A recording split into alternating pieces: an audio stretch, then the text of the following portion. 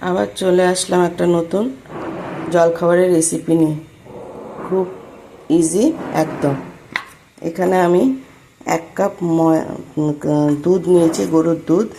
তার সাথে একটা ডিম আর এই হাতা 3 হাতা ময়দা নিয়ে এটাকে ভালো করে ব্যাটারটা রেডি করে নিয়েছি। এর মধ্যে খালি নুন দিয়েছি, খাবার সোডা বা অন্য কিছু আর কিছু দিইনি।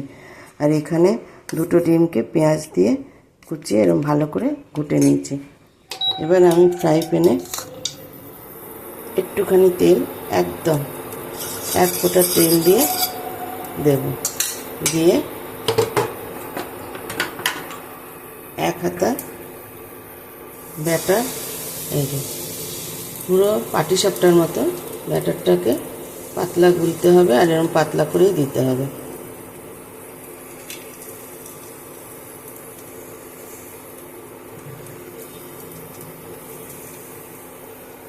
এবার এই পিঠটা যেই একটু জমে আসবে ধরে নিচ্ছি, আর একটু হলেই উল্টিয়ে দেবো।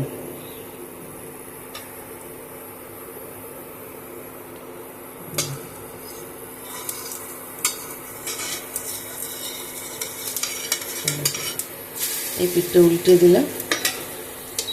দিয়ে এবার এইখানে আমি এই যে ডিমটা গুলে রেখেছি, এটা আমি 4 চামচের মতো দিয়ে দেব।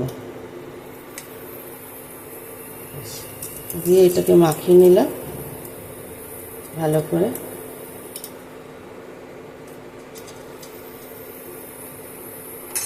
এবার এটা জমে গেলেই এটাকে আবার উল্টে দেব।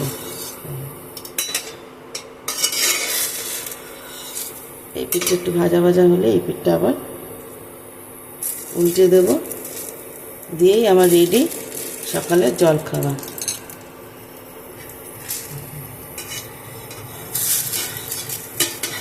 আস্তে করে এটাকে